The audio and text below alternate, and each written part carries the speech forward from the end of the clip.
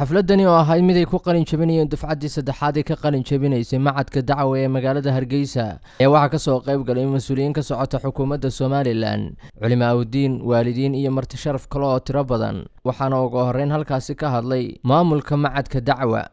xafladani waxa weeyaan xaflad lagu tala galay in shahaadooyin lagu guddoonsiiyo oo lagu dhiirigeliyo dufcaddii saddexaad ee ka qalin jabisay macadka dacwa gaar ahaan faraciisa New Hargeysa. ardayda maanta qalin jabinaysa waxay tahay tiradoodu 250 arday, 230 waa gabdho ama hablo, 20 waa inamo, 250 kaas ayaa maanta qalin jabinaya insha Allah siin doonaa shahaadooyinkoodii ay muteesteen. maxadka waxa hore uga qalin jabiyay 50 arday ama laba dufcadood oo hore oo tiradoodu 50 arday isku noqonayso dhamaantoodna habla ayay ahaayeen.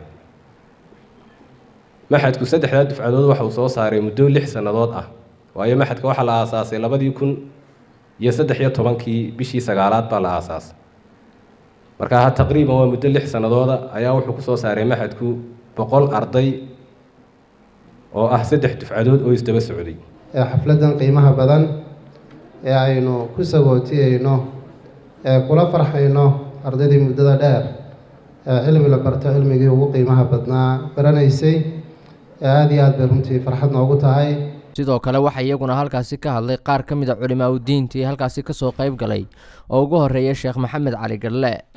ardaydana runtii waa bogaadinaynaa, farxadda waa kala qayb qaadanaynaa, waxaan runtii u tilmaamaynaa dee inay maanta jaranjaradii u horeysay ay cagta saareen oo isku taageen halka aqoontii kumay dhammaynin.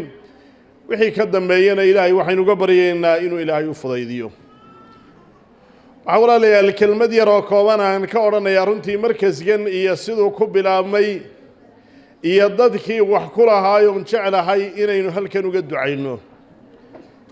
runtii hablo badan cidda ka qalin jabisay hablo badanna waa ka qalin jabiyeen, waayo waa madarasad runtii aasaaskeedu uu dumar ka soo jeedo. cilmiga shareecadu wuxuu ka qiimo badan yahay culumta kale oo dhan. inta uu ka qiimo badan yahay buu ka nafci badan yahay. intuu ka qiimo badan yahay ayuu ka nafci badan yahay. nafciga culumta shareecada la bartaana kuma koobna dhammaan culumta kale la barto. inta badan adduun baa lagu kasbadaa, laakiin cilmu shariica yustadaa'u bi dariiq alhuda.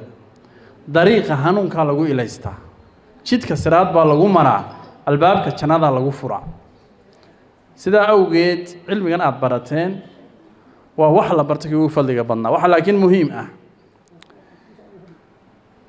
in cilmigu uu camal dhalo.